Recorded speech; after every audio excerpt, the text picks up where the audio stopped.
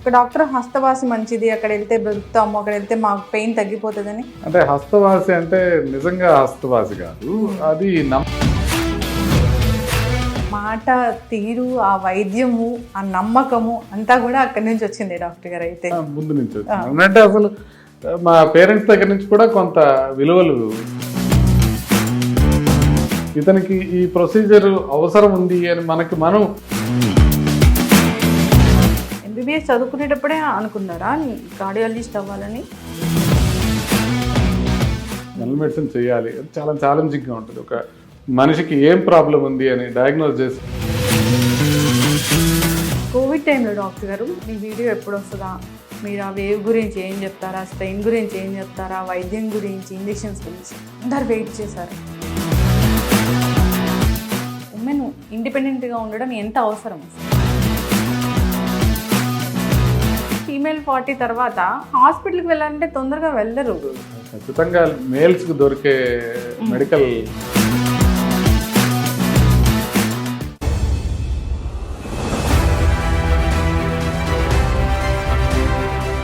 Welcome to iDream media. ప్రస్తుతం మనతో పాటు ప్రముఖ కార్డియాలజిస్ట్ డాక్టర్ ఎంఎస్ఎస్ ముఖర్జీ గారు ఉన్నారు. So founder and managing director of pulse super speciality hospital. వారితో స్పెషల్ చిట్ చాట్. డాక్టర్ గారు నమస్తే. నమస్తే డాక్టర్ గారు, మాకు ఓన్లీ ఎంఎస్ఎస్ ముఖర్జీ అట్లా తెలుసు, అంటే అక్కడ రాసి ఉంటుంది కాబట్టి. పూర్తి పేరు ఏంటి? నా ఇంటి పేరు మాదివాడ, అది కూడా ఎక్కువ రాసి ఉంటుంది, ముఖర్జీ మాదివాడ అని చాలా చోట్ల ఉంటుంది. కాకపోతే ఎస్ఎస్ అంటే శ్యామ్ సుందర్ ముఖర్జీ అనమాట. సో శ్యామ్ సింగ్ రాయ్ సినిమా లాగా శ్యామ్ సుందర్ ముఖర్జీ తెలుగు పేరే. అంటే శ్యామ్ సుందర్ వరకు తెలుగే, ముఖర్జీ అనే తెలుగు పేరు కాదు, అది బెంగాలీ పేరు. మా తెలుగు వాళ్ళే కదా? 100% 16 అణాలు తెలుగు వాడిని. పుట్టి పెరిగింది ఇక్కడ? నేను పుట్టింది గుంటూరులో, పెరిగింది కూడా గుంటూరుకు మాత్రమే కాకుండా మా ఫాదర్ లెక్చరర్గా ఉండేవాడు, కాబట్టి అన్ని చోట్ల తిరుగుతూ ఉండేవాడు.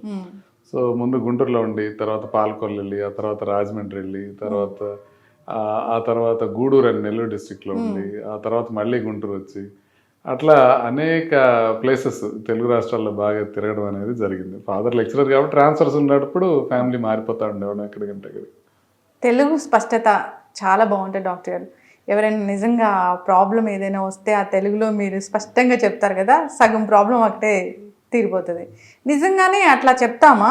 ఒక డాక్టర్ హస్తవాసి మంచిది, అక్కడ వెళ్తే బ్రతుకుతాము, అక్కడ వెళ్తే మాకు పెయిన్ తగ్గిపోతుందని హస్తవాసి అనేది ఉంటుంది కదా?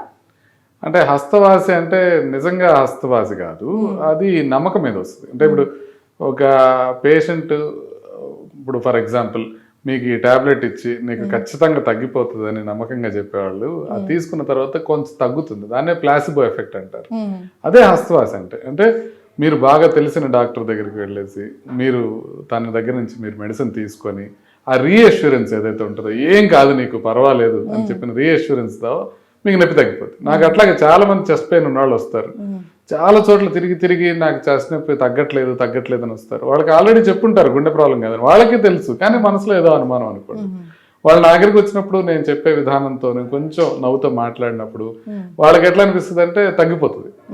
సో దానివల్ల వాళ్ళు ఏమనుకుంటారంటే ఈయన హస్తవాసి అని అనుకుంటారు. కాదు, అదేం కాదు. వాళ్ళు నమ్మకం కలిగేలా వాళ్ళకున్న ప్రాబ్లమ్ని మనం ఎక్స్ప్లెయిన్ చేయగలిగితే వాళ్ళు నిజంగా అది వాళ్ళ మనసులో మార్పు రావాలి, అది వచ్చినప్పుడు వాళ్ళకి ఉంటుంది. అంతేగాని అదేదో ఒక మాంత్రికమో తాంత్రికమో అట్లా కాదు, జస్ట్ నమ్మకం.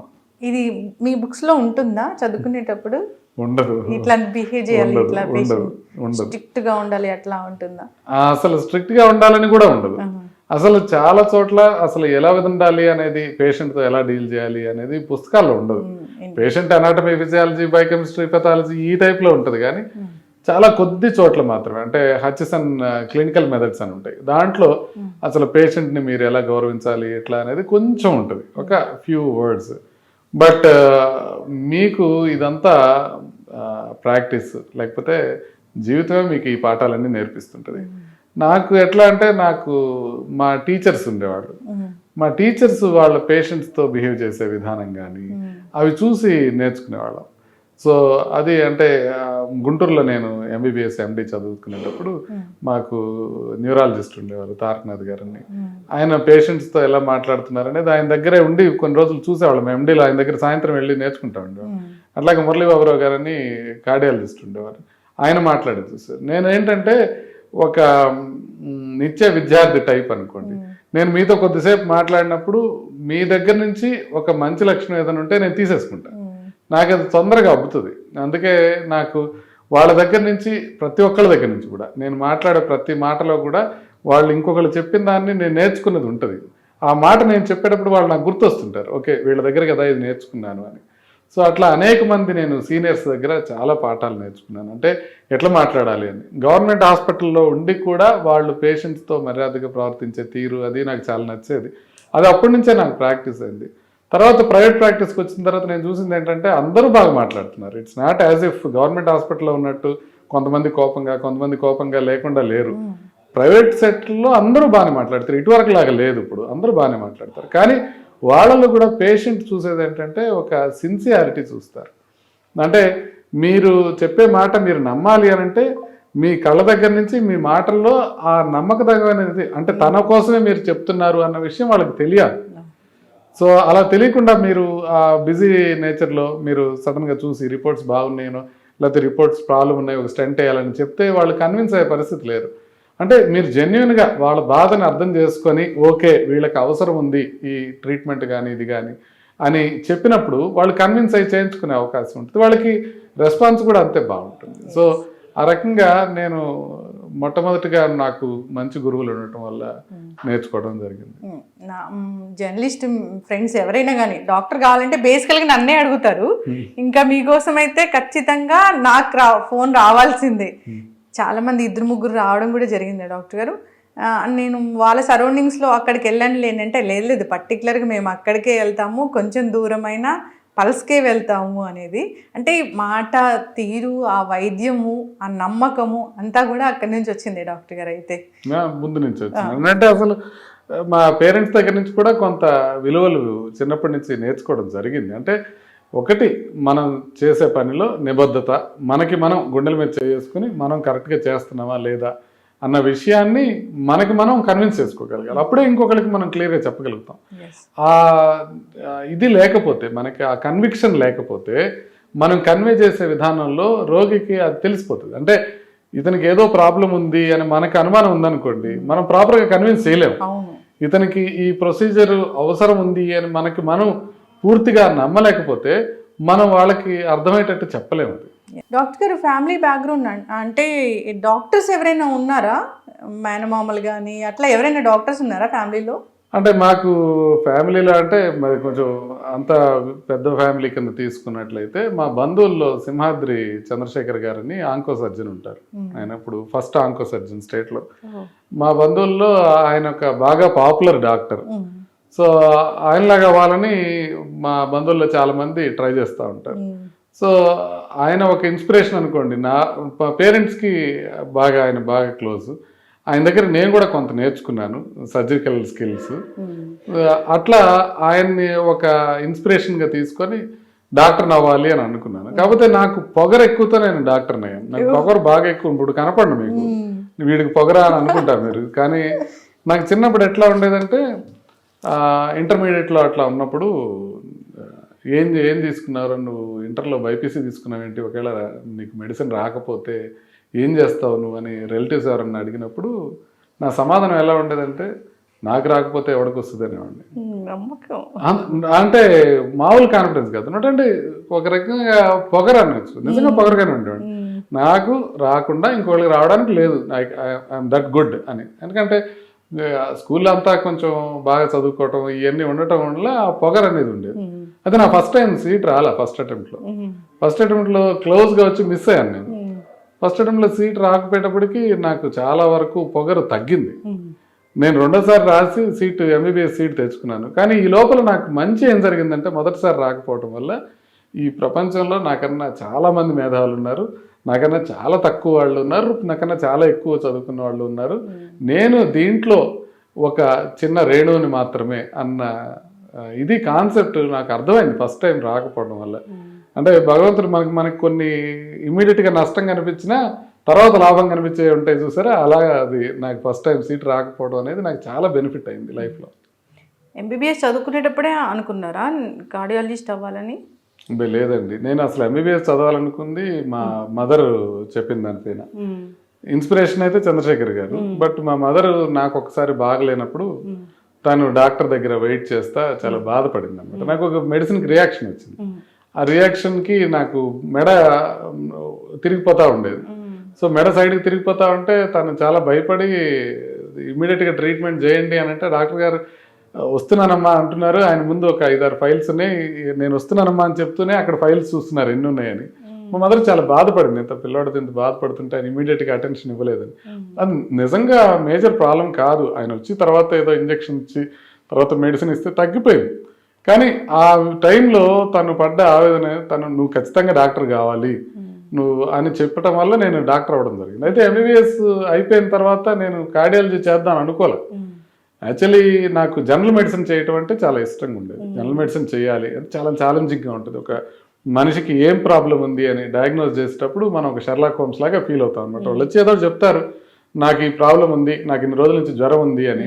సో దాన్ని సార్ట్ అవుట్ చేయాలి, దాన్ని స్టెప్ బై స్టెప్ దాన్ని సాల్వ్ చేయడానికి ప్రయత్నం చేయాలి. అందుకని జనరల్ మెడిసిన్ నాకు ఇష్టం. జనరల్ మెడిసిన్ చేసిన తర్వాత నాకు మ్యారేజ్ అయింది. మ్యారేజ్ అయ్యేటప్పటికి నేను జనరల్ మెడిసిన్ అప్పుడు నేను ఒకటే అనుకున్నాను, నేను కార్డియాలజీ కానీ న్యూరాలజీ కానీ చేయను. చాలా ఎక్కువ మంది ఉన్నారు కార్డియాలజీ కానీ న్యూరాలజీ కానీ, ఇంతమందిలో మనం వచ్చి మనం చేసేది ఏముంటుంది, ఈ రెండు కాకుండా ఇంకేదైనా చేద్దామని అనుకున్నాను. నాకు కార్డియాలజీ అంటే చాలా ఇష్టం ఉండేది, బట్ ఎక్కువ మంది ఉన్నారు కార్డియాలజిస్టులు, మనం కార్డియాలజిస్ట్ చేద్దాం అనుకున్నాను. అప్పుడు మా వైఫ్ ఇప్పుడు dermatologist Sanjusha. Love marriage doctor? కాదండి, అరేంజ్ మ్యారేజ్. సో తను నువ్వు కార్డియాలజిస్ట్ ఎందుకు కాకూడదు అని, తను కార్డియాలజిస్ట్ అవ్వమని నన్ను ప్రోత్సహించడం జరిగింది. అక్కడ అమ్మ చెప్పారు, ఇక్కడ వైఫ్ చెప్పారు. అంటారు చూసారా, ప్రతి మగవాడి విజయం వెనకాల ఒక లేడీ ఉంటుందని.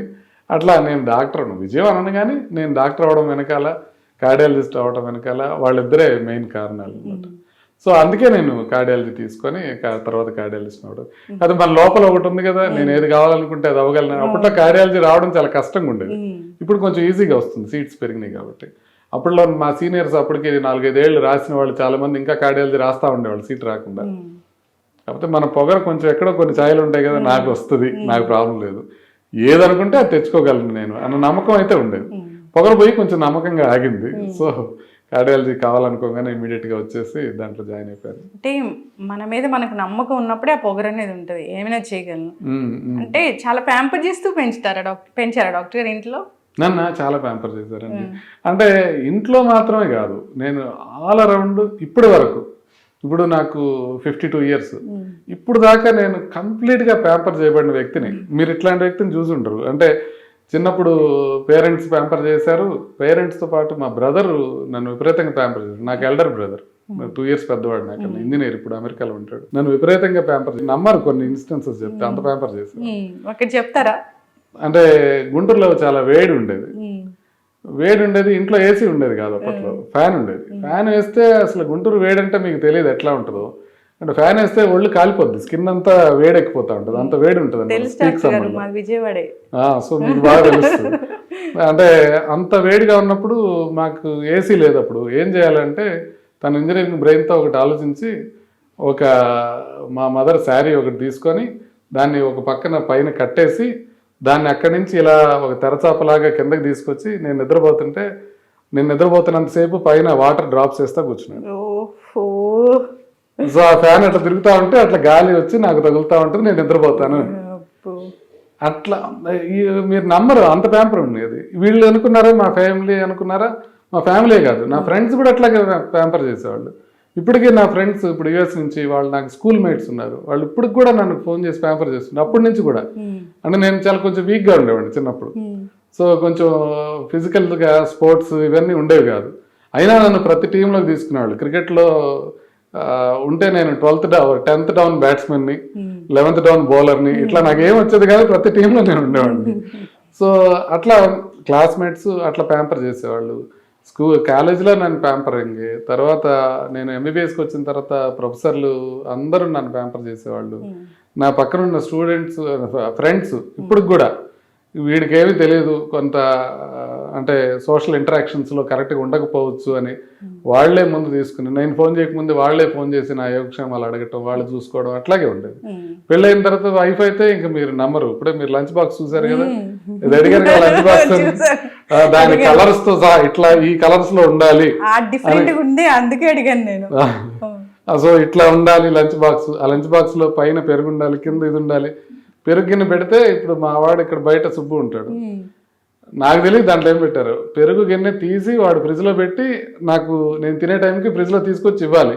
అది తను మానిటర్ చేస్తుంది ఇంటి దగ్గర నుంచి, అదే పెట్టావా లేదా, నువ్వు ఫ్రిడ్జ్ లో పెట్టావా, తీసి ఇచ్చావా లేదా అని. సో ఆ లెవెల్ ఆఫ్ ప్యాంపరింగ్ ఉంటుంది. పిల్లలు కూడా ప్యాంపర్ చేస్తారు, అంటే వాళ్ళ ప్యాంపరింగ్ ఒక రైట్. సో అట్లాగా కొలీగ్స్కి వస్తే మా ఫ్రెండ్ మవా శ్రీనివాస్ మీకు తెలిసి ఉంటారు, తను నాతో పాటు కార్డియాలజిస్ట్, తను కానీ క్రాంతి, నేను మా ఇప్పుడు సిఇఓ ఉన్నాడు తను కానివ్వండి, వెంకట్ నాతో పాటు పార్ట్నర్ ఉన్నాడు, మా కార్డియాలజిస్టులు వినోద్ కానీ, వీళ్ళందరూ కూడా పక్కన ఉన్న వాళ్ళు అందరూ అంత ప్రేమించడం అనేది అందరికి సాధ్యం కాదేమో. సీక్రెట్ ఏంటో చెప్తారా? సీక్రెట్ నాకు తెలియదు అండి, అది నా మీద డిపెండ్ అయింది కాదు కదా, నేను అంత మంచివాడిని కాదు కదా, నేను ప్యాంపర్ చేయట్లా వాళ్ళని, వాళ్ళు నన్ను ప్యాంపర్ చేస్తున్నారు కాబట్టి వాళ్ళు చెప్పాలి. డాక్టర్ గారు సీక్రెట్ ఉంటది కానీ చెప్పట్లేదు మీరు. లేదు సీక్రెట్ నిజంగా లేదు, వాడు అప్పుడప్పుడు తిడతా ఉంటుంది, నేను చూడు నేను ఎంత ప్రేమగా చూసుకుంటాను, నువ్వు చూడు నన్ను ఏం ప్రేమ చూడవచ్చు, కనీసం ఫోన్ కూడా చేయవాలి, కానీ స్టిల్ తను నన్ను ప్రేమగా చూసుకుంటుంది. అట్లా pampering. Hats off to you doctor గారు. నిజంగా అంటే మనం ఎవరన్నా ఇష్టపడతాము అది కాదు, కానీ అందరు మనల్ని ఇష్టపడతారు అనేది ఆ క్యారెక్టర్ ఉన్న పర్సన్ అనేది మాకు కూడా చాలా ఇష్టం అండి డాక్టర్ ముఖర్జీ గారు అంటే. అసలు మేము కూడా ప్యాంపర్ చేస్తాం, ఎందుకంటే ఎప్పుడు రమ్మంటే అప్పుడే వస్తాము, మేము స్కెడ్యూల్ చేయము. అవును, నేను అదే చెప్తుంది. ఇప్పుడు అందరూ ఏ టీవీ నుంచి వచ్చినా కూడా, మీరు కూడా ముందు నుంచి కూడా అందరూ కూడా ముందు నుంచి నాకు ప్రిఫరెన్స్ ఇవ్వడం. మీరు కోవిడ్ టైంలో నన్ను ఎక్కువ చూశారు, నేను ఎక్కువ చదివి చెప్పడం చూశారు మీరు, కానీ నన్ను ప్యాంపర్ చేసిన విధానం చూడలే. నేను నిజంగానే చదువుకుంటా, ఫాస్ట్గా అర్థం చేసుకుంటా, మిగతా వాళ్ళకన్నా తొందరగా నేను విషయాన్ని ఆకలింపు చేసుకుని వ్యక్తీకరించగలను, కానీ నన్ను అలా పైకి తీసుకురావాలి అని ఒకళ్ళు కాదు. ఇప్పుడు మీరు చూస్తున్న పాపులర్ ఛానల్స్ అందరూ కూడా, అంటే కొన్ని చోట్ల ఎట్లా అంటే రైవలరీ ఉంటుంది, ఇతను ఈ ఛానల్ ఎక్కువ ఉంటే ఇంకో ఛానల్లో చూడకూడదు అని అట్లా ఉండదు, అందరూ నన్ను వ్యాపారం చేసేవాళ్ళు. అది ఒక అదృష్టం కింద భావిస్తాను నేను, అంతే, భగవంతుడు ఇచ్చిన ప్రసాదం కిందే భావిస్తాను. బ్లెస్సింగ్ చేయలేండి డాక్టర్ గారు మీరు. ఎస్, అయితే నేను అప్పుడు చూసినప్పుడు పల్స్ అక్కడ ఉండేది కదా, కుక్కట్ KPHP, ఇక్కడ పల్స్ సూపర్ స్పెషాలిటీ పెట్టారు. అంటే ఫస్ట్ నుంచి ఇప్పుడు కార్డియాలజీ అయిపోగానే నేను ఒక హాస్పిటల్ పెట్టుకోవాలి అట్లా అనుకున్నారా మీరు? నేను కార్డియాలజీ అయిపోగానే హాస్పిటల్ పెట్టలేదండి, నాకు కార్డియాలజీ అయిపోయింది 2005లో. నేను యశోదాలో పనిచేశాను 2005 నుంచి 2007 వరకు. తర్వాత 2007 తర్వాత ప్రైమ్ హాస్పిటల్ అనేది స్టార్ట్ చేస్తుంటే స్నేహితులందరూ వాళ్ళతో కలిసి వచ్చి కొంతకాలం పనిచేశాను. తర్వాత మళ్ళీ ఇంకొంతమంది స్నేహితులు మేము సన్షైన్ మాదాపూర్లో స్టార్ట్ చేస్తున్నాం కార్డియాలజీ యూనిట్ అంటే, ఎక్కడన్నా కార్డియాలజీ యూనిట్ని స్టార్ట్ చేసి రన్ చేయడం అంటే నాకు బాగా సరదా ఉంటుంది అని వాళ్ళతో పాటు వెళ్ళాను. ఆ సన్షైనే తర్వాత మ్యాక్స్ క్యూర్గా, తర్వాత మెడికవర్గా అయింది. వాళ్ళు కొంచెం స్టెబిలైజ్ అయిపోయారు, ఇప్పుడు వాళ్ళు బాగానే వచ్చారు కాబట్టి తర్వాత ఇప్పటికీ నేను నా హాస్పిటల్ స్టార్ట్ చేసుకుందాం అని మవా శ్రీనివాస్, నేను, క్రాంతి, వెంకట్ కలిసి మేము స్టార్ట్ చేసుకుందాం అని అనుకున్నాం. సో మేము అట్లా ముందు కోటిపల్లి హౌసింగ్ బోర్డులో స్టార్ట్ చేసుకొని తర్వాత సూపర్ స్పెషాలిటీ హాస్పిటల్ అని, pulse heart super speciality hospital అని 23 డిసెంబర్లో స్టార్ట్ చేసుకున్నాం. సో ఇప్పుడు సుమారుగా ఒక 2 సంవత్సరాలు గడిచిపోయింది. సో అట్లా మేము దీన్ని ఎట్లా ఇంకా మనం బెటర్గా ఎట్లా చేయొచ్చు, హై అండ్ కేర్ ఎట్లా చేయొచ్చు. ఇప్పుడు మళ్ళీ ఇంకొకటి చెప్పాను, మీరు అన్ని చెప్పాను ప్యాంపర్ చేస్తారు, ఇంకొకటి చెప్పలా మీకు, నా పేషెంట్స్ నన్ను ప్యాంపర్ చేస్తారు, మీరు నమ్మరు. ఇప్పుడు వాళ్ళు గదిలోకి రాగానే మా మధ్య వచ్చే ఫస్ట్ మాట ఏంటంటే, బాగున్నారా డాక్టర్ గారు, నేను అడిగే ముందు వాళ్ళు అడుగుతారు. నేను అడిగాను అనుకోండి పేషెంట్స్ని, ఏమా సావిత్రి గారు ఎలా ఉన్నారని అడిగాను అనుకోండి, వాళ్ళు బాగున్నానండి అంటారు. అంటే వాళ్ళు వచ్చిన ప్రాబ్లం చెప్పరు, వాళ్ళు ఒక ఆప్యాయతగా ఉంటారనమాట. అందుకే నేను మాకు పల్స్ హార్ట్ సూపర్ స్పెషాలిటీ హాస్పిటల్కి ట్యాగ్ లైన్ కూడా ఆత్మీయతతో మంచి వైద్యం అని పెట్టుకున్నాం. ఇది క్లినిక్ ఉన్నప్పటి నుంచి ఆత్మీయతతో గుండె వైద్యం అని, అంటే మనం పంచగలిగింది ఆరోగ్యం ఎంత పంచాలో ఆత్మీయత అంత పంచాలి అన్న కాన్సెప్ట్తోనే ముందు నుంచి గైడ్ అయింది. పేరు మీరే పెట్టుకున్నారు డాక్టర్ దీనికి? పల్స్ హార్ట్ అని లేదండి, పల్స్ అనే పేరు సజెస్ట్ చేసింది నాకు బాగా క్లోజ్ ఫ్రెండ్ ఒక అతనున్నాడు, మహేష్ అని, తను కార్డియాలజిస్ట్ మహబూబ్నగర్లో, మేమిద్దరం బాగా క్లోజ్గా ఉండేవాళ్ళం. సో తను సజెస్ట్ చేశాడు, ఏదో నేను ఆలోచించుకుంటా ఉంటే తను సజెస్ట్ చేశాడు, చెప్పగానే పల్స్ హార్ట్ అనేది నాకు బాగా అనిపించింది, అది పెట్టుకున్నాను, దాని ప్రకారం నడుస్తాను. కోవిడ్ టైంలో డాక్టర్ గారు మీ వీడియో ఎప్పుడు వస్తుందా, మీరు ఆ వేవ్ గురించి ఏం చెప్తారా, స్ట్రెయిన్ గురించి ఏం చెప్తారా, వైద్యం గురించి, ఇంజెక్షన్స్ గురించి అందరు వెయిట్ చేశారు.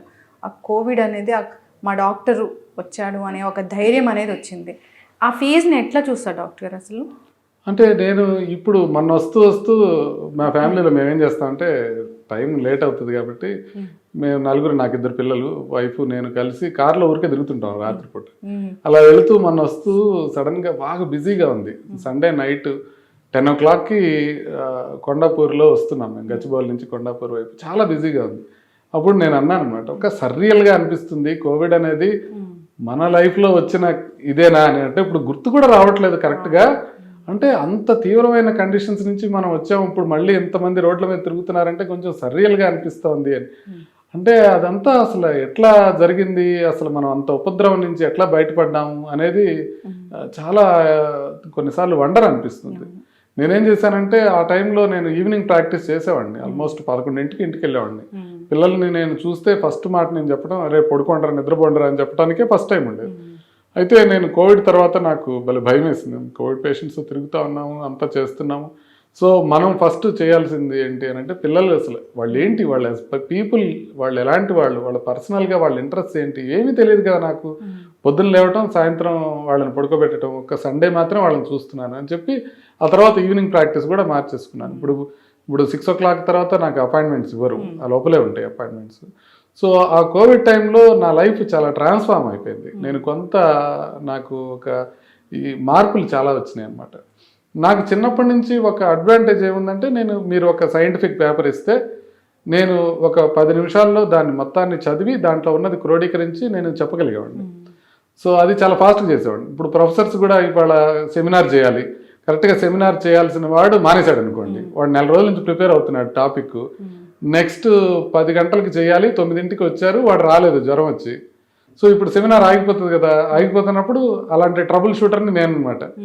ముఖర్జీ నువ్వు చెయ్యంటే అప్పటికప్పుడు నేను చదువుకొని స్లైడ్లు ప్రిపేర్ చేసుకొని 9 నుంచి 10 గంటల లోపల 10 గంటలకు ప్రజెంట్ చేసేవాడు. సో అది నాకు బాగా అలవాటు అయ్యేది. సో కోవిడ్లో ఏంటంటే ప్రపంచవ్యాప్తంగా ఒక మంచి పని ఒకటి జరిగింది. ఏంటంటే ప్రపంచంలో ఉన్న జర్నల్స్ అన్నీ కూడా కోవిడ్కి సంబంధించిన ఇన్ఫర్మేషన్ అంతా ఫ్రీగా వదిలేశారు. మామూలుగా ఏంటంటే మీరు జర్నల్కి పే చేస్తేనే ఆ ఇన్ఫర్మేషన్ వస్తుంది, లేకపోతే రాదు. సో కోవిడ్ టైంలో మొత్తం కంప్లీట్గా ఫ్రీ ఇచ్చేశారు. సో దాంతో నాకు ఒక్కసారిగా కళ్ళ ముందు ఇంత సైన్స్ కనపడేటప్పటికి తట్టుకోలేకపోయాను. నేను రోజు అదే పనిలో ఉండేవాడిని. అంటే కనపడితే టీవీలో, లేకపోతే చదువుకుంటా, ఇంతే ఉండేవాడిని. ఎందుకంటే పిల్లల్ని దగ్గరికి రానిచ్చేవాడిని కాదు. ఎందుకంటే నేను హాస్పిటల్కి వెళ్తున్నాను, నేను వస్తే కనుక వాళ్ళకి కోవిడ్ వస్తుందేమో నా నుంచి అని నేను ఐసోలేట్ అయిపోయి ఒక బెడ్రూమ్లో ఉండేవాడిని. నేను ఒక్కడే ఉండేవాడిని, ఆ రూమ్లో ఎవరిని అలౌ చేసేవాడిని కాదు. కోవిడ్ రూమ్లో, నాకు కోవిడ్ రూమ్ అనేవాళ్ళం, ఆ పైన బెడ్రూమ్ని, మా ఇంట్లో పైన బెడ్రూమ్ని, అక్కడే ఉండేవాడిని. అక్కడే కొన్ని రోజులు నేను కంప్లీట్గా జైల్లాగా గడిపాను నేను. అంటే నాకు కోవిడ్ రాలేదు, వచ్చేది కూడా కాదు, ఎందుకంటే నేను చాలా జాగ్రత్తగా మాస్క్లు వేసుకొని చాలా జాగ్రత్తగా ఉండేవాడిని. బట్ అయినా కూడా పిల్లల్ని దగ్గర తీసుకునేవాడిని కదా. ఎందుకో వీళ్ళ పిల్లలకి వస్తే ప్రాబ్లం, మా పేరెంట్స్ కానీ మా ఇన్లాస్ కానీ పెద్దవాళ్ళు ఉన్నారు, వీళ్ళకి ఏదైనా ప్రాబ్లం అవుతుందేమో అని దూరంగానే ఉండేవాడిని. సో నేను ఇమీడియట్గా గబగబా చదువుకోవడం, దాన్ని ప్రిపేర్ చేసుకొని కరెక్ట్గా ఏంటి అని.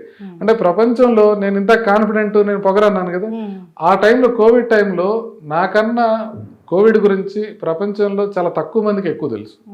అది నేను క్లియర్గా చెప్పగలను, అంత పూర్తిగా చదివాను. ప్రాబ్లం ఏమైందంటే పాపం గట్టిగా పనిచేస్తున్న జనరల్ ఫిజిషియన్స్ కానివ్వండి, ఇంటెన్సివిస్టులు కానివ్వండి, కోవిడ్లో నాకన్నా కూడా చాలా ఎక్కువ పనిచేసిన వాళ్ళందరూ, వాళ్ళకి అసలు టైం దొరకలే, వాళ్ళకి నిద్ర లేదు, ఆహారం లేదు, పేషెంట్ ట్రీట్ చేయటంలో.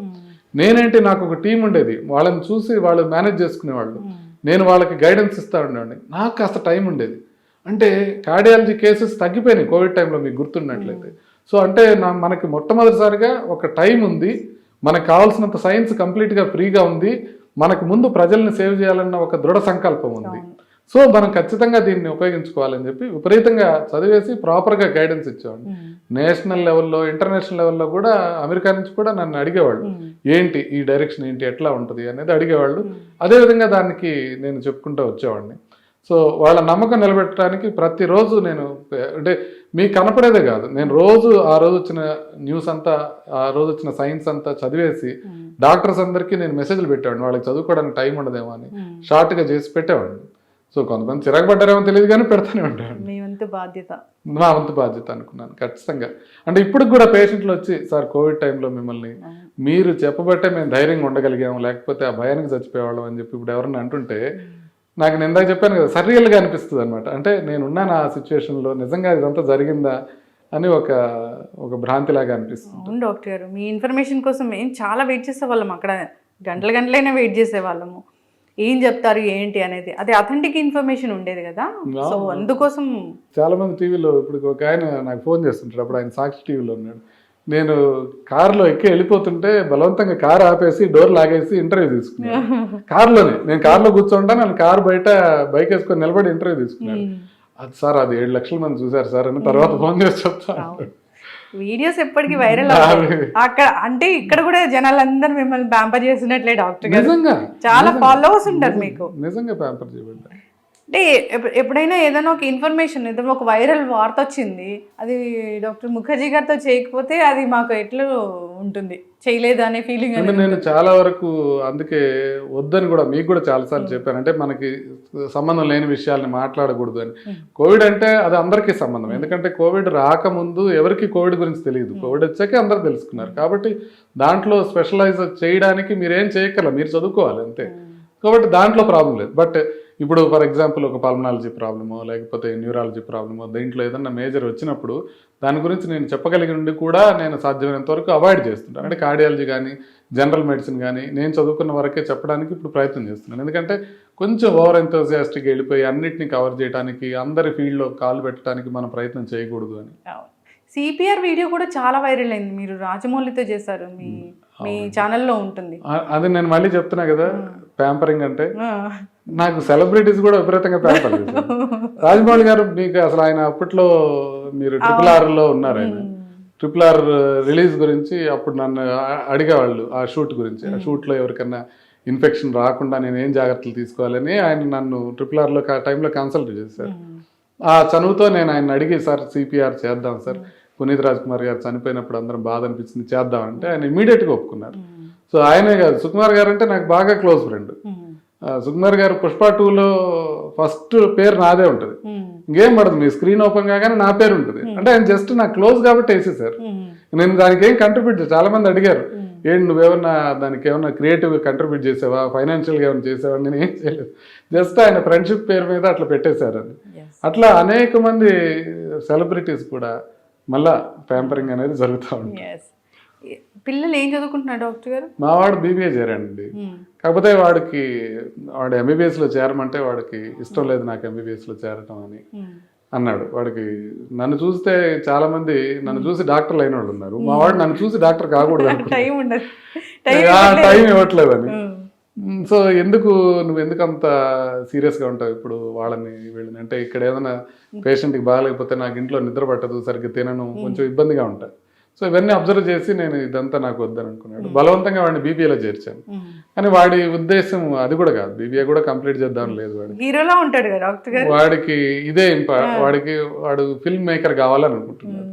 సో అది ఆ ఫిల్మ్ మేకర్ అయ్యే దిశగా ప్రాసెస్. పాప 8th క్లాస్లో ఉంది. పాప కానీ ఇప్పటికీ డాక్టర్ అవుతానంటుంది. తను ఒక మంచి రైటర్, కానీ తను 8th క్లాస్కే ఇప్పటికే షీ రైట్స్ బ్యూటిఫుల్లీ. సో వీళ్ళిద్దరూ క్రియేటివ్ గాను కొంచెం మంచిగా పెరిగారు. అంటే వాళ్ళ నుంచి నేర్చుకునేది చాలా ఉంటుంది నేను. సో వాళ్ళ నుంచి చాలా నేర్చుకుంటాను. వాళ్ళిద్దరు కూడా, వీడేమో బాగా creative mind, but at the same time పాప ఏంటంటే ఒక ఇమోషనల్ ఈ కోవిషెంట్ అంటారు చూసారా, EQ అంటారు, దాంట్లో టాప్ లెవెల్లో ఉంటుంది. సో ఎట్లా ఉండాలి, ఎట్లా తీసుకోవాలి, ఎట్లా చేయాలి అనేది, లేకపోతే రాయటం అనే విషయం నేను రాస్తుంటా, కథలు కథానికలు నేను రాస్తుంటా. కానీ తను ఆ వయసులో రాసేది చూసి నేను చాలా ఇంప్రెస్ అవుతుంటాను. వీళ్ళు ఎట్లా రాస్తున్నారు, ఇద్దరు కూడా చాలా బాగా రాస్తారు. ఆడపిల్ల ఉందంటే ఒక బాధ్యత, అంటే మీరు ఎంత పెద్ద ఫ్యామిలీ అయినా సరే మనం కొన్ని విషయాలు చెప్తాం, వాళ్ళకి గైడ్ చేస్తాము. అట్లా ఒక 2-3 విషయాలు ఖచ్చితంగా నేను యాజ్ ఏ తండ్రిగా చెప్పానంటే ఏమైనా ఉన్నాయా డాక్టర్ గారు? నేను రోజు చెప్తానే ఉంటాను. అంటే వాళ్ళని, అంటే ఈ ప్రపంచాన్ని చూస్తే నాకు కొన్నిసార్లు భయం అనిపిస్తుంటుంది. భయం అని అంటే ఇన్ ది సెన్స్, నమ్మిన వాళ్ళే కొన్నిసార్లు మోసం చేయగలరు అన్న విషయం. అలా తను మోసపోతే తను ఎంత బాధపడుతుంది అన్న భయం నాకు. అంటే అట్లని మనం అన్ని రెస్ట్రిక్ట్ చేస్తా పోలేము, but at the same time ఆ బాధ నేను తను నిజంగా అట్లా బాధపడితే నేను తట్టుకోగలనా లేదా అని అనిపిస్తుంటుంది. అందుకని చెప్తుంటాను. తనకి చెప్పేది కొంచెం ఇండైరెక్ట్గా ఎట్లా ఇట్లా చెప్తూ వస్తుంటాను. కానీ నేను ప్రధానంగా చెప్పేది తన రైటింగ్ పర్స్యూట్. నేను నవల్స్ బాగా చదువుతూ ఉంటాను, తను కూడా నవల్స్ బాగా చదువుతూ ఉంటుంది. ఇప్పటి నుంచే తను ఆల్మోస్ట్ లాస్ట్ ఇయర్లోనే ఒక 45 నవల్స్ దాకా చదివింది, ఒక 2025లోనే. సో తను చదవటం రాయటం ఇదంతా చాలా మంచి స్కిల్డ్ ఉంది.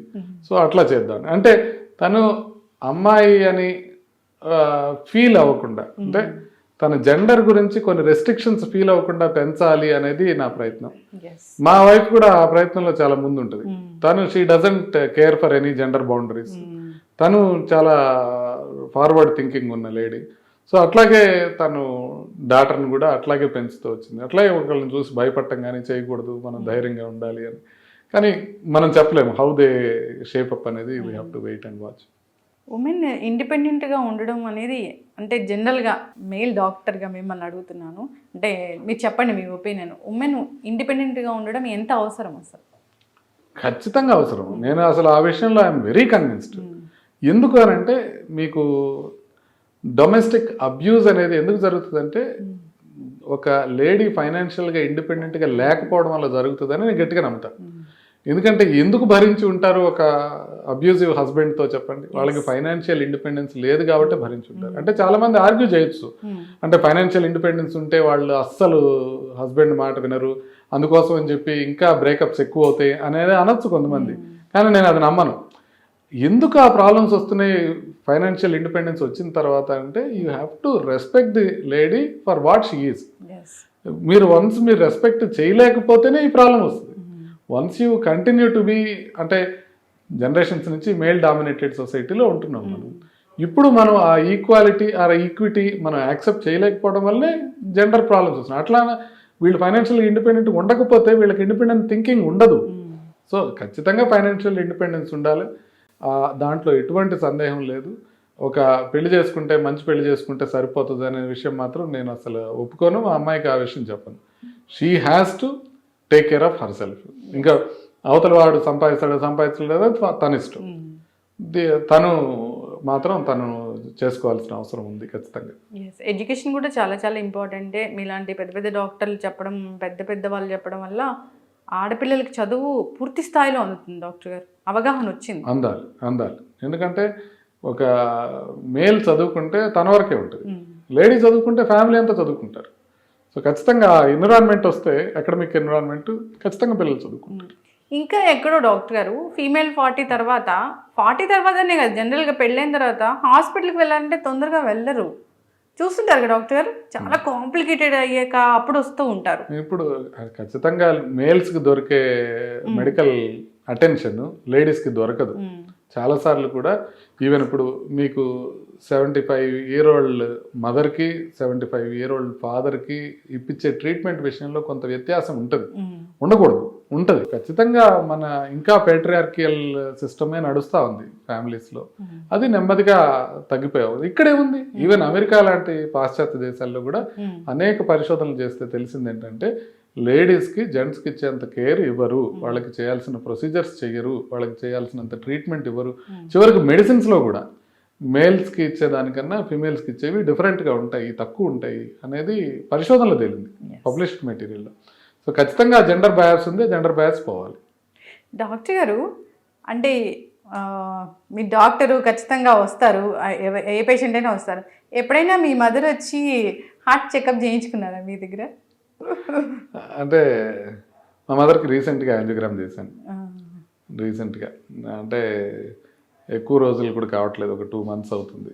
తనకి ఒక బ్లాక్ ఉంది అని సిటీ యాంజియోగ్రామ్ చేస్తే కొంచెం బ్లాక్ ఆల్మోస్ట్ 80-90% ఉంది అని చేస్తే, మళ్ళీ యాంజియో చేసి చూస్తే ఒక 50-60% ఉంది. సో మెడిసిన్ సరిపోతాయని మెడిసిన్ స్టార్ట్ చేశాను. సో అట్లా మదర్కి చెకప్ చేయడం జరిగింది. అది అంటే మన వాళ్ళకి చేసేటప్పుడు ఎంత పెద్ద డాక్టర్ అయినా, ఎంత అడ్వాన్స్ టెక్నాలజీ ట్రీట్మెంట్ ఏఐ మనల్ని శాసిస్తున్నా అది ఎక్కడ ఉంటుంది కదా డాక్టర్ గారు. ఖచ్చితంగా ఉంటుంది, ఖచ్చితంగా ఉంటుంది. అందుకే నేను యాంజియోగ్రామ్ చేశానని నేను చేయలేదు, మా మవా శ్రీనివాస్ చేశాను. ఓహో, మవా శ్రీనివాస్ వాళ్ళ మదర్కి నేను చేశాను యాంజియోగ్రామ్. ఇక్కడే మొన్ననే ఇక్కడే అడ్మిట్ అయ్యారు కదా మువ్వ వాళ్ళ మదర్ కూడా. ఎస్. సో అంటే మీరు చెప్తారా, అమ్మ నీకు ఇలాంటి ఆయాసం లాగున్నా నాకు చెప్పాలి అట్లా చెప్తారా జాగ్రత్తలు మీరు? అంటే నేను జాగ్రత్తలు చెప్పడం కన్నా అడిగి తెలుసుకుంటూ ఉంటాను అంతే. ఏదైనా వస్తే ముందు క్లియర్గా చెప్పాలని. ఆ విషయంలో నాకన్నా మా బ్రదర్ ఇప్పటికి కూడా, నేను చెప్పాను కదా వాడు కేరింగ్ ఎక్కువ అని, వాడు యూఎస్లో ఉండిపోయినప్పటికి కూడా ఇప్పటికీ రోజు పేరెంట్స్కి పోతుంది. నాకు ఇక్కడ నుంచి 3 కిలోమీటర్స్ దూరంలో ఉంటారు. నేను మాట్లాడేదానికన్నా వాడు మాట్లాడేది ఎక్కువ ఉంటుంది. రోజు ఖచ్చితంగా అమెరికా నుంచి ఫోన్ చేయడం, మాట్లాడటం, ఎట్లున్నారు ఏంటి ఎట్లా ఉన్నది తెలుసుకొని, ఒకవేళ ఏదైనా ప్రాబ్లం ఉందంటే ముందు వీళ్ళ దగ్గర కన్నా వాడి దగ్గర నుంచి నాకు ఫోన్ వస్తుంది. సో అట్లా ఒక సిస్టమ్ అనేది క్రియేట్ చేసుకున్నాను. నేను నా బిజీ షెడ్యూల్లో నేను అంత కాన్సన్ట్రేట్ చేయలేకపోయినా కూడా నాకు ఇక్కడికి రమ్మని చెప్తాను. నేను ఇక్కడికి వస్తే ఇక్కడే చూసుకుంటాను. రాదర్ దెన్ నేను కనుక్కొని చేయటం కన్నా వాడే కనుక్కొని చేస్తుంటాడు. ఇంకా వాడితో పాటు ఇంకా మా ఆవిడే ఎక్కువ మాట్లాడుతుంటుంది, ఎట్లున్నారు ఏంటి అనేది తనే చూసుకుంటుంటుంది. నేను పెద్దగా కనుక్కుంటాం చేయటం చేయను, ట్రీట్మెంట్ చేస్తుంటాను. ఇప్పుడు మీ డైట్ మేడమే చూస్తారా కంప్లీట్గా? అందుకే అంటే ఎప్పటి నుంచో చూస్తున్నాం అట్లా ఉన్నారు డాక్టర్ గారు. అసలు ఏజ్ అవ్వట్లేదు.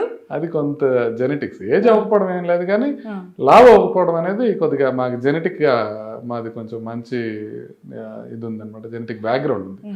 మాకు ఎవరు బాగా లావ్ అయిపోయేవాళ్ళు లేరు. మా బాబాయిలు కానివ్వండి, మా వాళ్ళందరూ కొంచెం సన్నగానే ఉంటారు. సో అట్లా జెనెటిక్ అడ్వాంటేజ్ వచ్చింది. లేకపోతే నేను తినేంత మీరు తినలేరు, తిందాం అనుకున్నా తినలేరు. నేను బాగా తింటాను, హార్టీగా హెల్తీగా తింటాను. నిజమా డాక్టర్ గారు? అంటే మామూలుగా ఒకటి పెళ్లికి ముందు ఒకటి, పెళ్లి తర్వాత నేను విపరీతంగా తినడం అలా ఊరుకోదు మా ఆవిడ, విపరీతంగా పెట్టేస్తుంటుంది. సో విపరీతంగా తినడం అనేది తింటా ఉంటాను.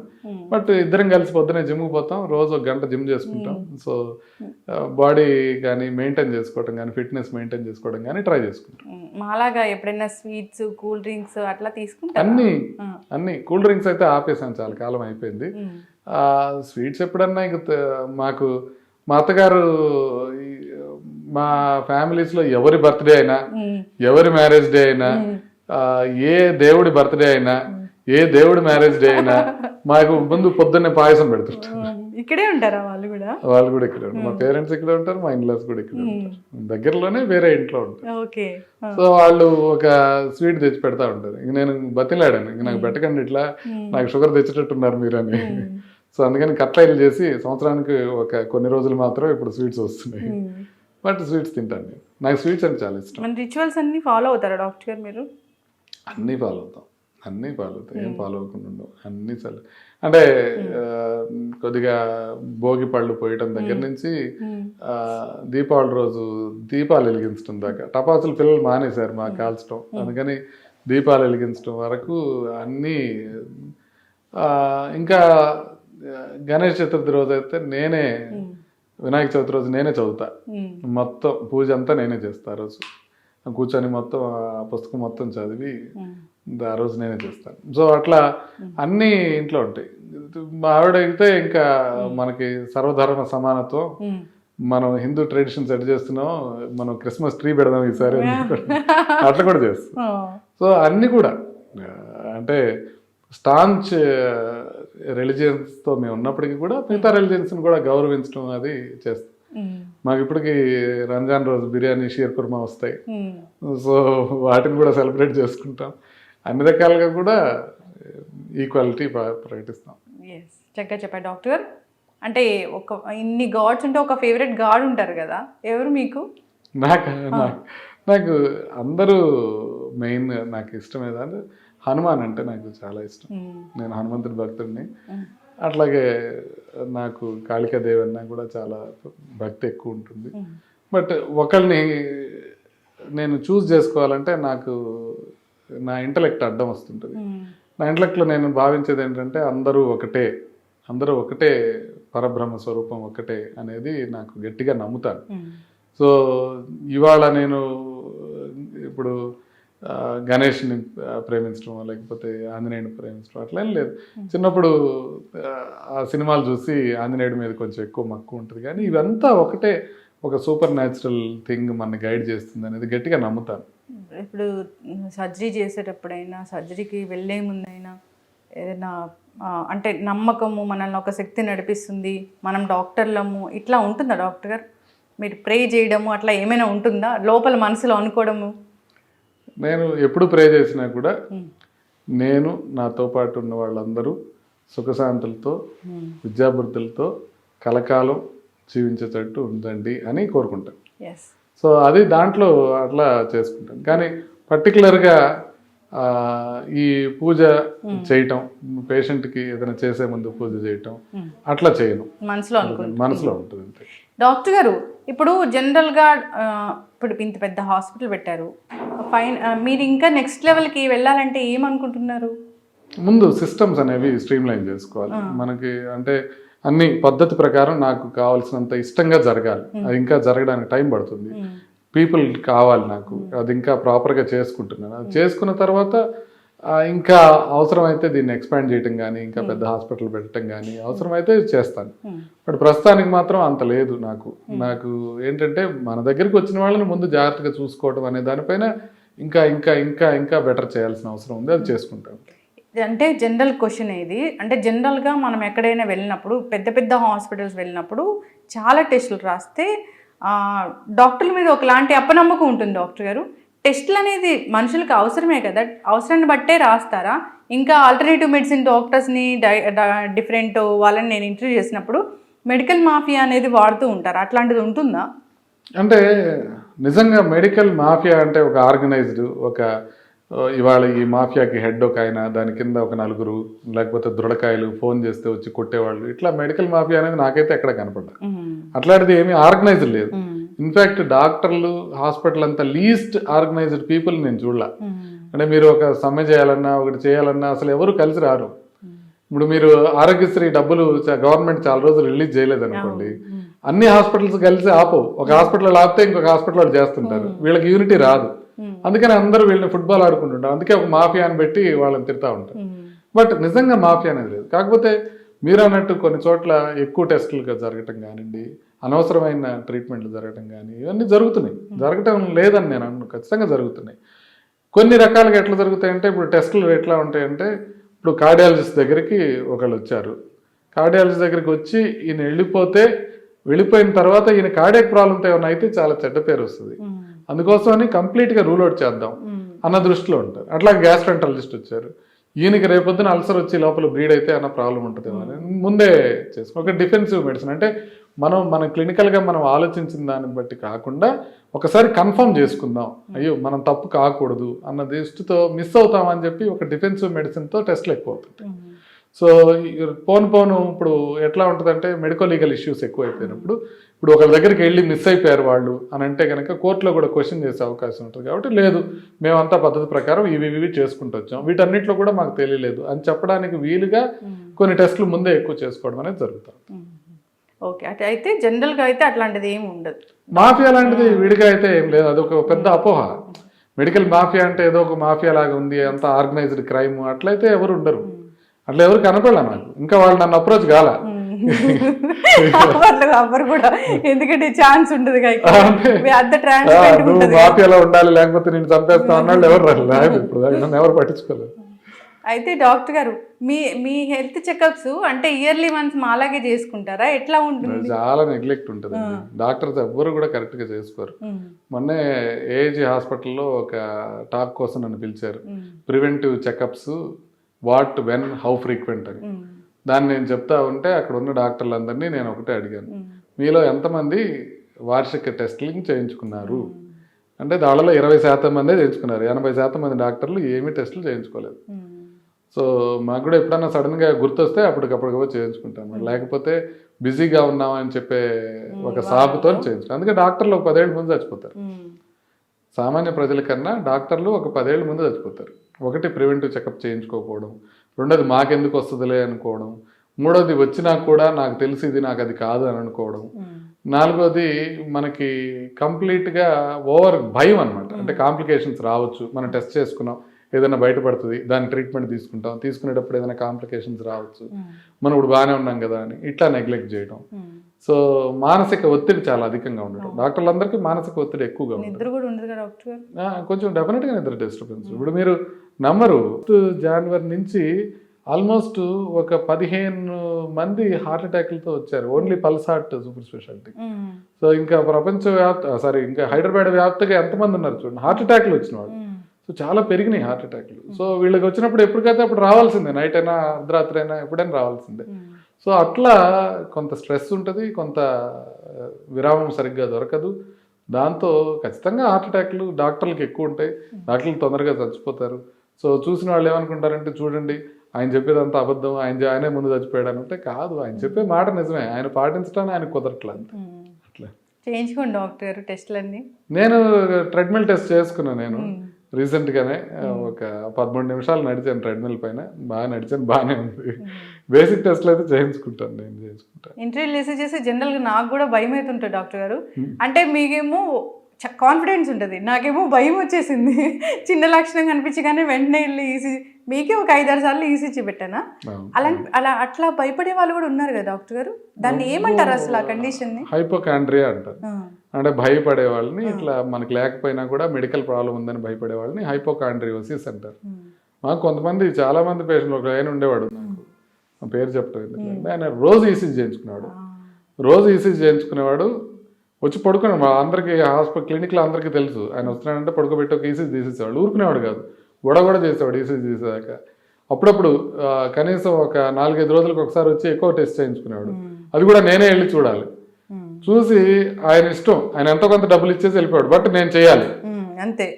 డబ్బులు మాత్రం ఇప్పుడు 1500 ఎక్కువ అయింది అనుకోండి, 1500 200 ఇస్తాడు, బట్ నేనే చేయాలి. నేను వచ్చి చేసేదాకా ఊరుకునేవాడు కదా, వాళ్ళందరినీ తిడతా కొడతా ఉండేవాడు. సో నేను వెళ్ళి చూసే వరకు అట్లా అంత తీవ్రంగా ప్రాబ్లం అయిన వాళ్ళు కూడా ఉన్నారు అట్లా భయపడి.